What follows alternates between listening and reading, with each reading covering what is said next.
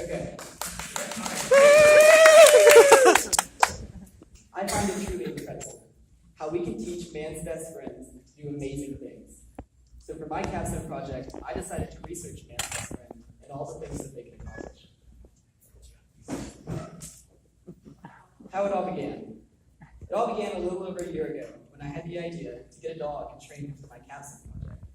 My mother thought it was a fantastic idea and a good way for her to get a new dog. It was a little convincing, the rest of the family thought it was a great idea too. So then there was the process of finding what dog I should get. I looked at many different dog breeds, such as the Border Collie and the Golden Retriever, but I realized that all dogs have their distinct advantages and disadvantages, and I really needed to find what I was looking for. So I decided on the Australian Shepherd.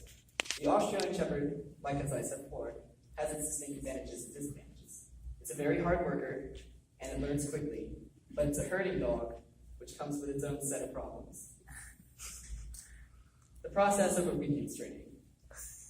When the moment Saint stepped into my house, I started to train him. Within the first weeks, Saint learned how to stay, lay down, and sit. Within the next few weeks, Saint learned how to heel, come, leave it, and wait. During obedience training, I was also teaching Saint how to be socialized within the world. And when he encountered things in the world, he wouldn't be scared. So I had to introduce him to other dogs, the garbage man, garbage trucks, crazy cats, long beards, just stuff like that.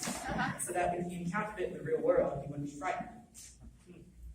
After obedience training, I decided it was time for more of a challenge. So I signed Saint up for a tricks class at a local daycare center called Wax and Whiskers. During these 5 sessions, Saint learned how to push a shopping cart, jump through a hoop, ride a skateboard, play the piano, crawl, roll over, twist, and turn. Impulse control. Australian Shepherds are notorious for getting a little out of hand. Saint, for instance, loves to jump up on the counter and eat all of our food. This was obviously a big problem, and we decided it needed to stop. It got to the point where we had to put our food on the microwave or in baskets so that Saint couldn't get to it. So we signed Saint up for yet another class at Wax and Whiskers called Impulse Control. In Impulse Control, Saint learned not to jump up on the counters. He also learned not to bark at other dogs, or he also learned to sit when the doorbell rang instead of jumping through the gate. After most of Saint's training was complete, I decided it was time for me to research other types of training. So the first thing I researched was agility competitions. Agility competitions are where the dog has to complete an obstacle course, trying to have the best time and the least mistakes. I got to go to an agility competition where I met many interesting dogs and people.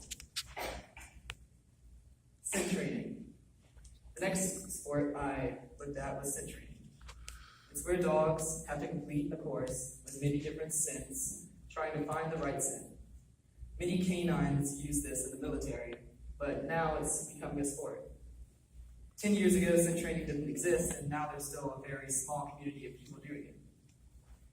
The courses get more difficult as the dog gets more advanced. An easy course would just be a sit under a brick, where a harder course would be 10 sits in a very compact room where the dog would have to distinguish the right one.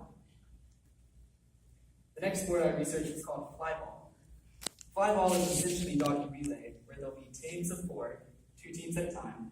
The first dog will sprint down the course, jump 3 hurdles, grab a tennis ball, then run back. So on and so forth, till all the dogs are finished. The team with the best time wins. I got to go to a flyball competition and see many different teams race, with all types of dogs racing in the teams. I also got to race a champion dog who had scored over 10,000 points for its team. This dog was one of the 3 dogs in the South who had scored over 10,000 points. The next event I went to was called quail hunting, where the dogs have the job of finding the quails, pointing at them, hitting them up in the air, and then if we don't hit them, following them and repeating the process. What I got out of this experience. I got a lot out of this experience. I got a fantastic companion who I will forever love. I got lessons of responsibility and patience, and I think it's incredible how the dog trains you, and you train the dog.